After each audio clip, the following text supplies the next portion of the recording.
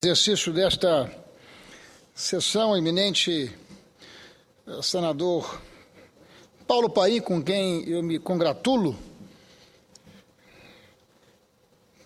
por expressar da tribuna do Senado o ritmo e o dinamismo da economia do Rio Grande do Sul, sobretudo os investimentos relacionados a essa que é uma vocação do seu Estado, do meu Estado, o desenvolvimento das florestas plantadas, o desenvolvimento da indústria de papel e celulose. E fico muito feliz porque Vossa Excelência traz o registro de um depoimento do Dr. Walter Lídio, que foi diretor no Espírito Santo durante muitos anos da Fibria, da Aracruz Celulose, e deixou por lá um trabalho extraordinário. Trata-se de um executivo de primeira linha, de primeira grandeza, homem que tem responsabilidade social, que tem envolvimento com os temas coletivos das comunidades em que a sua atuação impacta, de modo que eu fico muito feliz em ver Vossa Excelência fazer menção em registro a esse que é um extraordinário executivo, admirado,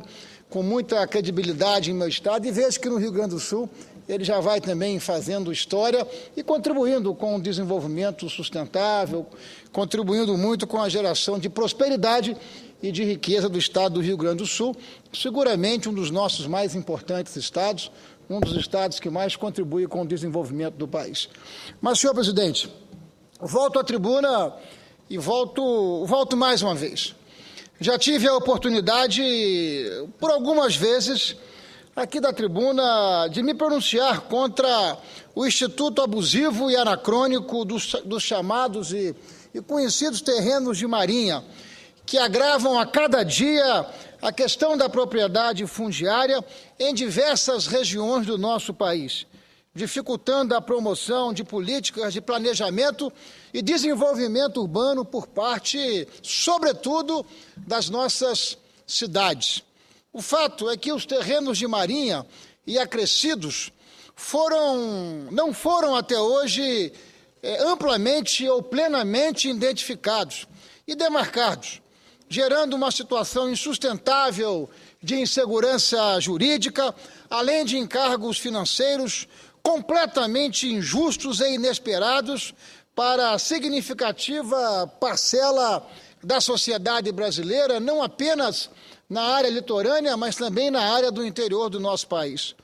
Extinguir simplesmente os terrenos de marinha, como se chegou a cogitar num primeiro momento, criaria um vazio jurídico extremamente prejudicial aos municípios e ocupantes que deverão receber o domínio dessas áreas, hoje áreas de posse da União.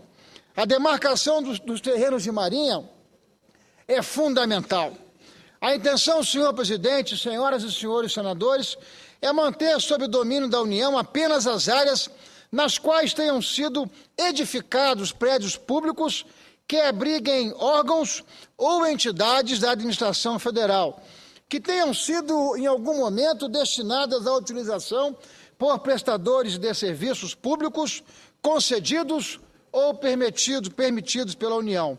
Áreas, enfim, destinadas também ao adestramento das nossas Forças Armadas e ao interesse público. Enfim, uma parte dessas áreas ficando para a União e aquilo que não for utilizado para a União, que pudesse ser cedido para os nossos estados, para os nossos municípios, fortalecendo, sobretudo, a capacidade do poder local em fazer a gestão dessas áreas, muito mais acompanhado pelo excelente controle social que é feito pelo Ministério Público, que é feito por um conjunto cada vez maior e mais efetivo de organizações sociais que no dia a dia cumprem muito bem esse papel, sobretudo áreas que devem ser preservadas, a conservação ambiental, áreas de mangues e assim por diante.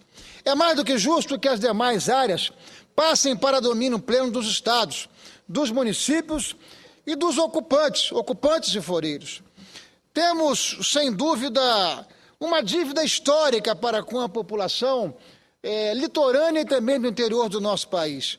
Precisamos regular de vez a situação das áreas objeto de contratos de aforamento, das áreas ocupadas de forma regular ou mesmo irregular, das áreas objeto de cessão e das áreas de aldeamentos indígenas e quilombolas.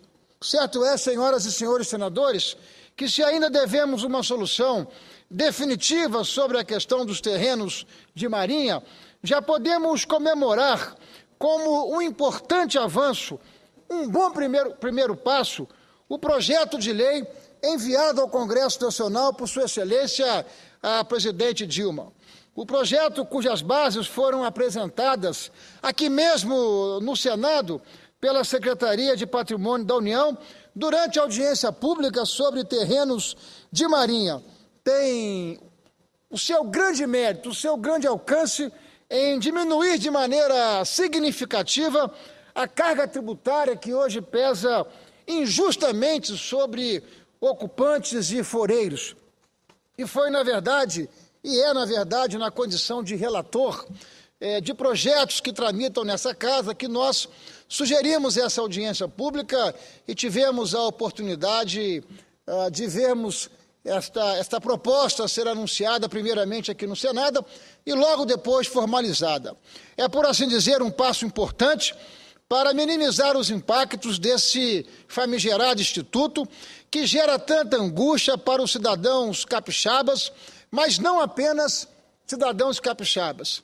São pelo menos 500 mil famílias em todo o país que são anualmente alcançadas por uma legislação absolutamente antiquada.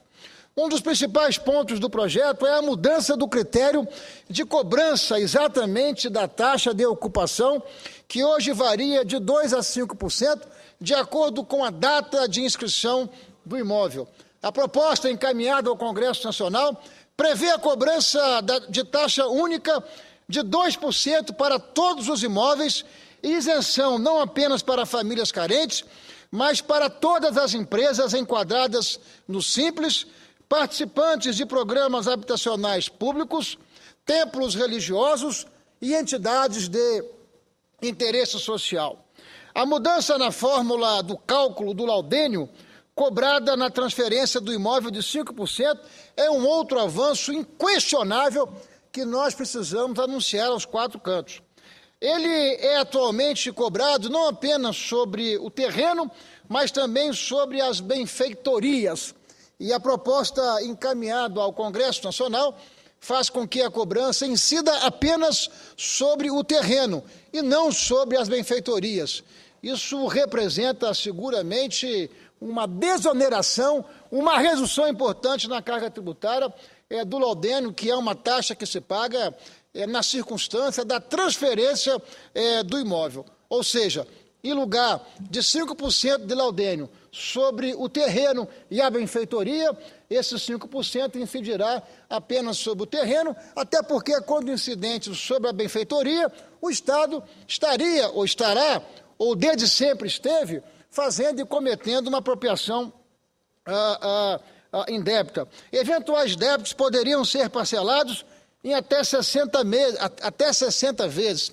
Essa é a proposta encaminhada ao Congresso Nacional. E dívidas de até R$10 mil por pessoa, consolidadas até o final deste ano, seriam extintas. Pois bem, senhoras e senhores senadores, estaremos acompanhando com atenção a tramitação desse projeto que já tramita na Câmara Federal, com decisão do presidente, o senador, o deputado Henrique Eduardo Alves, de constituir uma comissão especial para que, através dessa comissão especial, substituindo 4 comissões permanentes, nós possamos ter celeridade, velocidade nesta que é uma proposta aguardada há muito pela população brasileira.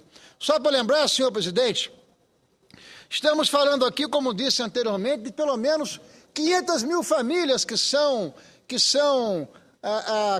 alcançadas por essa legislação.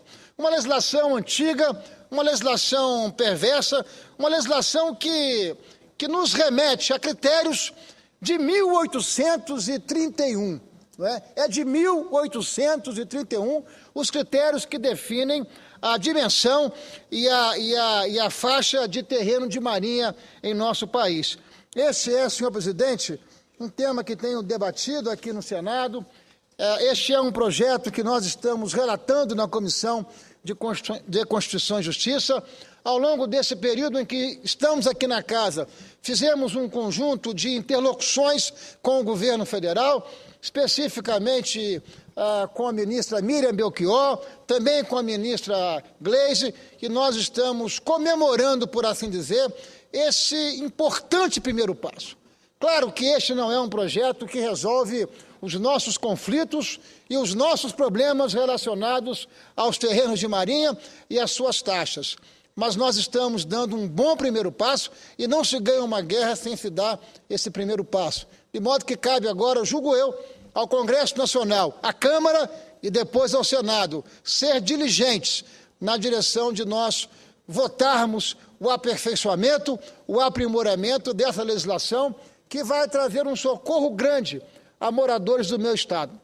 Somente na cidade de Vitória, senador Álvaro Dias, a capital do meu estado, 30% da capital é terreno de marinha, o que faz em minha capital, Vitória, em meu estado, a União, a maior imobiliária que nós temos no Espírito Santo. Por isso, esse projeto ele vem em bom tempo e ele vai desonerar, de modo que vai atender a um conjunto de reivindicações que nós fazíamos há algum tempo no Senado. Muito obrigado, senhor presidente.